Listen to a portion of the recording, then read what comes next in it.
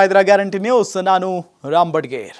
ಭಾರತ ವಿರೋಧಿ ಘೋಷಣೆಗಳಿಂದ ಸದಾ ಸದ್ದು ಮಾಡುತ್ತಾ ಸುದ್ದಿ ಆಗ್ತಾ ಇದ್ದಂತ ಪ್ರವಾಸಿಗರ ಸ್ವರ್ಗ ಜಮ್ಮು ಕಾಶ್ಮೀರದಲ್ಲಿ ಈಗ ಬದಲಾವಣೆಯ ಗಾಳಿ ಬೀಸ್ತಾ ಇದೆ. ಮೂಲಸೌಕರ್ಯಗಳ ಮಹಾಪೂರವೇ ಹರಿದು ಬರ್ತಾ ಇದ್ದು ಅಭಿವೃದ್ಧಿಯ ಕ್ರಾಂತಿ ಶುರುವಾಗಿದೆ. ಅದೆಲ್ಲದರ ಬಗ್ಗೆ ಸಂಪೂರ್ಣವಾದಂತ ಒಂದು ವರದಿ ಇಲ್ಲಿದೆ ನೋಡಿ. ಜಮ್ಮು ಕಾಶ್ಮೀರ ಈಗ ಮೊದಲಿನಂತಿಲ್ಲ, ಅಭಿವೃದ್ಧಿಯ ಪಥದಲ್ಲಿ ಸಾಗ್ತಾ ಇದೆ. ಇದಕ್ಕೆ ಚೆನಾಬ್ ರೈಲ್ವೆ ಸೇತುವೆಯೇ ಸಾಕ್ಷಿ. ಜಮ್ಮು ಕಾಶ್ಮೀರದ ರಿಯಾಸಿ ಜಿಲ್ಲೆಯಲ್ಲಿ ಚೆನಾಬ್ ನದಿ ಹರಿಯುತ್ತೆ. ಎರಡು ಬೆಟ್ಟಗಳ ನಡುವೆ ಅತ್ಯಂತ ಕಡಿದಾದ ಜಾಗ ಆಗಿರೋದ್ರಿಂದ ಇಲ್ಲಿ ಸಂಪರ್ಕ ಸಾಧನೆ ಸುಲಭದ ಮಾತಲ್ಲ. ಇಂಥ ಕ್ಲಿಷ್ಟಕರ ಪ್ರದೇಶದಲ್ಲೂ ರೈಲ್ವೆ ಇಲಾಖೆ ಐಫೆಲ್ ಟವರ್ಗಿಂತ 35 ಅಡಿ ಎತ್ತರದ ಸೇತುವೆ ನಿರ್ಮಿಸಿ ಇಡೀ ವಿಶ್ವವೇ ನಿಬ್ಬೆರಗಾಗುವಂತೆ ಮಾಡಿದೆ. ಇದು ವಿಶ್ವದ ಅತಿ ಎತ್ತರದ ರೈಲ್ವೆ ಸೇತುವೆ ಎಂಬ ಹೆಗ್ಗಳಿಕೆಗೂ ಪಾತ್ರವಾಗಿದೆ. ಸೇತುವೆ ನಿರ್ಮಾಣಕ್ಕೆ ವಿದೇಶದ ಕನ್ಸಲ್ಟೆನ್ಸಿ ಏಜೆನ್ಸಿಗಳಿಂದ ವಿನ್ಯಾಸ, ಕೆಲ ಮಾಹಿತಿ, ನೆರವು ಪಡೆದಿದ್ದು ಬಿಟ್ರೆ ಎಲ್ಲವೂ ಆತ್ಮನಿರ್ಭರತೆಯೊಂದಿಗೆ ನಿರ್ಮಿಸಿರುವುದು ಇನ್ನೊಂದು ದಾಖಲೆ. ಇದರಲ್ಲಿ ಭಾರತೀಯ ರೈಲ್ವೆಯ ಉತ್ತರ ರೈಲ್ವೆ ಮತ್ತು ಕೊಂಕಣ ರೈಲ್ವೆ ವಲಯ ಮಾರ್ಗದರ್ಶನ ಹಾಗೂ ಎಂಜಿನಿಯರ್ ಸಿಬ್ಬಂದಿ ಪರಿಶ್ರಮ ಅಪರಿಮಿತವಾಗಿದೆ. ಚೆನಾಬ್ ಸೇತುವೆ ವಿಶೇಷತೆ ಏನು? ಉತ್ತರ ರೈಲ್ವೆ ವಲಯ ವ್ಯಾಪ್ತಿಯ ಚೆನಾಬ್ ಉಕ್ಕಿನ ರೈಲ್ವೆ ಸೇತುವೆ ಒಟ್ಟಾರೆ 1315 ಮೀಟರ್ ಉದ್ದ ಇದ್ದು ನದಿ ಪಾತ್ರದಿಂದ ಸುಮಾರು 359 ಅಡಿ ಎತ್ತರದಲ್ಲಿದೆ. ಸಂಪೂರ್ಣ ಉಕ್ಕಿನಿಂದ ಕಮಾನು ಮಾದರಿಯಲ್ಲಿ ನಿರ್ಮಿಸಲಾಗಿದೆ. ಸೇತುವೆ ಮುಖ್ಯ ಕಮಾನು ವ್ಯಾಪ್ತಿಯ ಉದ್ದ 467 ಮೀಟರ್ ಇದೆ. ಗಂಟೆಗೆ 100 ಕಿಲೋಮೀಟರ್ ವೇಗದಲ್ಲಿ ಸಂಚರಿಸಿದರೂ ತಡೆದುಕೊಳ್ಳುವ ಸಾಮರ್ಥ್ಯ ಹೊಂದಿದೆ. ತಿರುವಿನಲ್ಲೂ ಯಾವುದೇ ಪ್ರತ್ಯೇಕ ಜೋಡಣೆ ಇಲ್ಲದೆಯೇ ನಿರಂತರದೊಂದಿಗೆ ನಿರ್ಮಿಸಲಾಗಿದೆ. ಐಫೆಲ್ ಟವರ್ಗಿಂತ 35 ಅಡಿ ಎತ್ತರ. ಈ ಸೇತುವೆಯಲ್ಲಿ ರೈಲು ಸಂಚಾರ ಮಾರ್ಗ ನಿರ್ಮಾಣದ ಹಳಿಯ ಎರಡು ಕಡೆ ಸುಮಾರು 20 ಟನ್ ತೂಕದ ಸುಮಾರು 2487 ಉಕ್ಕಿನ ತಗಡುಗಳನ್ನು ಸಾಲಾಗಿ ಜೋಡಿಸಿದ್ದು ಅದರ ಕೆಳಗಡೆ ಅತ್ಯಂತ ಗಟ್ಟಿಮುಟ್ಟಾದ ಜಾಲರಿ ಜೋಡಿಸಲಾಗಿದೆ.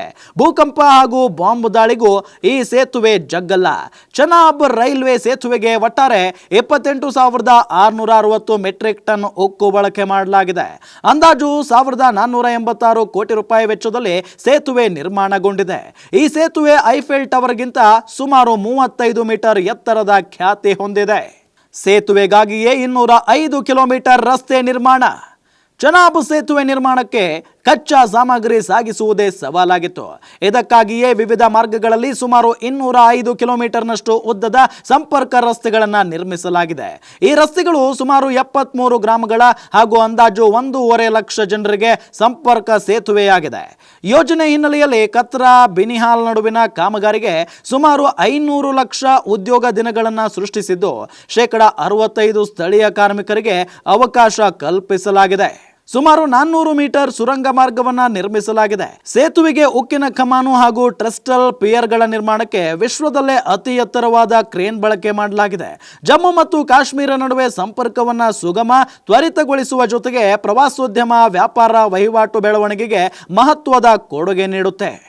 ಜನವರಿಯಲ್ಲಿ ಲೋಕಾರ್ಪಣೆ ಸಾಧ್ಯತೆ. ಕಾಶ್ಮೀರದಿಂದ ಕನ್ಯಾಕುಮಾರಿವರೆಗೆ ರೈಲು ಸಂಪರ್ಕಕ್ಕೆ ಕಾಮಗಾರಿ ಬಹುತೇಕ ಪೂರ್ಣಗೊಂಡಿದೆ. ಯೋಜನೆಯಲ್ಲಿ ಸುಮಾರು 17 ಕಿಲೋಮೀಟರ್ ಭಾಗದಲ್ಲಿ ಮಾರ್ಗ ಸುರಕ್ಷತೆ ಪರೀಕ್ಷೆ ಮುಗಿದ್ರೆ ರೈಲುಗಳ ಸಂಚಾರ ಆರಂಭಿಸಬಹುದಾಗಿದೆ.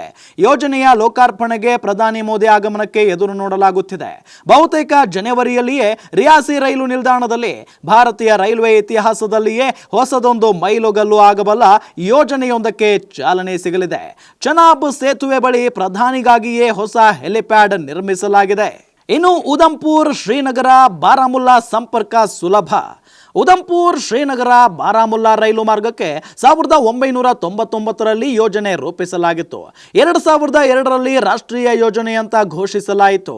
ಈಗ ಚೆನಾಬ್ ಹಾಗೂ ಆಂಜಿ ಸೇತುವೆ ನಿರ್ಮಾಣದಿಂದ ಸಂಪರ್ಕ ಇನ್ನೂ ಸುಲಭವಾಗಲಿದೆ. ಸುಮಾರು 272 ಕಿಲೋಮೀಟರ್ ರೈಲ್ವೆ ಮಾರ್ಗದಲ್ಲಿ ಸುಮಾರು 119 ಕಿಲೋಮೀಟರ್ ವರೆಗೆ 38 ಸುರಂಗ ಇರಲಿವೆ. ಸುಂಬಾರ್ ಅರ್ಪಿನ್ಚಲಾ ನಡುವೆ ಸುರಂಗ ಮಾರ್ಗ 12.75 ಕಿಲೋಮೀಟರ್ ಉದ್ದ ಇದ್ರೆ ಪಿರ್ ಪಂಜಾಲ್ ಸುರಂಗ ಮಾರ್ಗ 11.2 ಕಿಲೋಮೀಟರ್ ದೂರವಿದ್ದು ದೇಶದಲ್ಲಿಯೇ ಅತಿ ಉದ್ದನೆಯ ಸುರಂಗ ಮಾರ್ಗ ಇದಾಗಿದೆ. 931 ಸೇತುವೆಗಳು ಬರಲಿದ್ದು ವಿಶ್ವ ಹಾಗೂ ರಾಷ್ಟ್ರದಲ್ಲೇ ಮೊದಲೆನ್ನುವ ಚೆನಾಬ್ ಹಾಗೂ ಆಂಜಿ ಸೇತುವೆಗಳನ್ನು ಇದಕ್ಕೆ ಪೂರಕವಾಗಿ ನಿರ್ಮಾಣ ಮಾಡಲಾಗಿದೆ. ಗತ ವೈಭವದತ್ತ ಕಣಿವೆ ನಾಡು. ಜಮ್ಮು ಕಾಶ್ಮೀರದಲ್ಲಿ ಮೈದೆಳೆಯುತ್ತಿರುವ ಮೂಲಭೂತ ಸೌಲಭ್ಯ, ಪ್ರವಾಸೋದ್ಯಮಕ್ಕೆ ಪ್ರೇರಣೆ ನೀಡುವ ಸವಲತ್ತು, ಸುರಕ್ಷತಾ ಕ್ರಮಗಳು ಕಣಿವೆ ನಾಡಿನ ಬಗೆಗಿನ ಭಯ ಹೋಗಲಾಡಿಸುತ್ತಿವೆ. ದೇಶ ವಿದೇಶಗಳ ಪ್ರವಾಸಿಗರನ್ನ ತನ್ನತ್ತ ಸೆಳೆದು ಗತ ವೈಭವಕ್ಕೆ ಮರಳಲು ಪ್ರವಾಸಿಗರ ಸ್ವರ್ಗ ಸಜ್ಜಾಗಿದೆ. ಜಮ್ಮುನಿಂದ ರಿಯಾಸಿ ಜಿಲ್ಲೆಗೆ ಸಂಪರ್ಕದ ಚತುಷ್ಪಥ ರಸ್ತೆ ನಿರ್ಮಾಣಗೊಳ್ಳುತ್ತಿದೆ. ರೈಲು ರಸ್ತೆ ಸಂಪರ್ಕ ಹೆಚ್ಚಾದರೆ ಪ್ರವಾಸೋದ್ಯಮ ಜೊತೆಗೆ ವ್ಯಾಪಾರ ವಹಿವಾಟು ಹೆಚ್ಚಲಿದೆ. ಕೃಷಿ ಇನ್ನಿತರ ಉತ್ಪನ್ನಗಳ ಮಾರಾಟಕ್ಕೆ ಅನುಕೂಲವಾಗಲಿದೆ. ಉದ್ಯೋಗಾವಕಾಶವು ಹೆಚ್ಚಲಿದ್ದು ಆರ್ಥಿಕಾಭಿವೃದ್ಧಿಗೆ ದೊಡ್ಡ ಕೊಡುಗೆ ನೀಡಲಿದೆ ಅನ್ನೋದು ಜಮ್ಮು ಕಾಶ್ಮೀರದ ಜನರ ಅಭಿಮತವಾಗಿದೆ. ಅಂಜಿಖಾಡ್ ದೇಶದ ಮೊಟ್ಟ ಮೊದಲ ಕೇಬಲ್ ರೈಲ್ವೆ ಸೇತುವೆ. ಜಮ್ಮು ಕಣಿವೆಯಲ್ಲಿ ಚೆನಾಬ್ ಉಕ್ಕಿನ ಕಮಾನು ಸೇತುವೆ ಸಾಧನೆ ಒಂದು ಕಡೆಯಾದರೆ, ರಿಯಾಸಿ ಜಿಲ್ಲೆಯಲ್ಲೇ ಅಂಜಿಖಾಡ್ ಕೇಬಲ್ ಸೇತುವೆ ಮತ್ತೊಂದು ಸಾಧನೆಯ ಕಾರ್ಯವಾಗಿದೆ. ಇದು ದೇಶದ ಮೊದಲ ಕೇಬಲ್ ರೈಲ್ವೆ ಸೇತುವೆಯಾಗಿದೆ. ಅಂಜಿ ಸೇತುವೆ ನಿರ್ಮಾಣ ಸ್ಥಳಕ್ಕೆ ತೆರಳುವ ಮಾರ್ಗ ಇಲ್ಲದ ಕಾರಣ ನಿರ್ಮಾಣ ಸ್ಥಳದ ಎರಡು ಬದಿಯಲ್ಲಿ ಅತ್ಯಂತ ಕಂದಕ ರೂಪದ ತಳಮಟ್ಟದಿಂದ ರಸ್ತೆ ನಿರ್ಮಿಸಲಾಗಿದೆ. ಎರಡು ಬದಿಯಲ್ಲಿ ಸುಮಾರು 8.50 ಕಿಲೋಮೀಟರ್ನಷ್ಟು ರಸ್ತೆಗಳನ್ನು ನಿರ್ಮಿಸಲಾಗಿದ್ದು, ಗುಡ್ಡ ಕುಸಿತವಾಗದಂತೆ ಎರಡು ಬದಿಯಲ್ಲೂ ತಡೆಗೋಡೆ, ಸುರಕ್ಷತಾ ಕ್ರಮಗಳ ಕಾಮಗಾರಿ ಮುಂದುವರೆದಿದೆ. ಅಂಜಿ ಕೇಬಲ್ ರೈಲು ಸೇತುವೆ ರಿಯಾಸಿ ಮತ್ತು ಕತ್ರಾ ನಡುವಿನ ಸಂಪರ್ಕದ ಮಹತ್ವದ ಸೇತುವೆಯಾಗಿದೆ.